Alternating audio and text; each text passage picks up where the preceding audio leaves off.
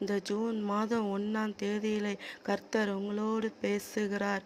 என் முகத்தை இமைப்பொழுது உனக்கு மறைத்தேன், ஆனாலும் நித்திய கிருபையுடன் உனக்கு இறங்குவேன் என்று கர்த்தர் உங்களுக்கு வாக்கு கொடுக்கிறார்.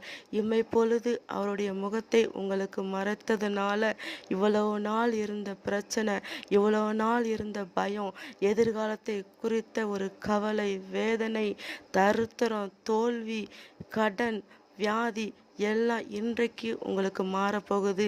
ஏன்னா அவர் நித்தியமான கிருபையுடன் உங்களுக்கு இறங்கி இருக்கிறார். அந்த கிருபை அப்பப்போ வந்துட்டு போகிற கிருபை இல்லைங்க, நித்திய கிருபை.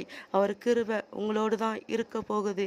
நீங்கள் எல்லாவற்றையும் சாதிக்க போகிறீங்க, நீங்கள் எல்லாவற்றையும் ஜெயிக்க போகிறீங்க. அவர் கிருபை உங்களோடு இருக்கிறதுனால அதனால் கவலைப்படாதீங்க. இந்த மாதம் முழுவதும் நித்திய கிருபையுடன் உங்களை நடத்துவார். God bless you.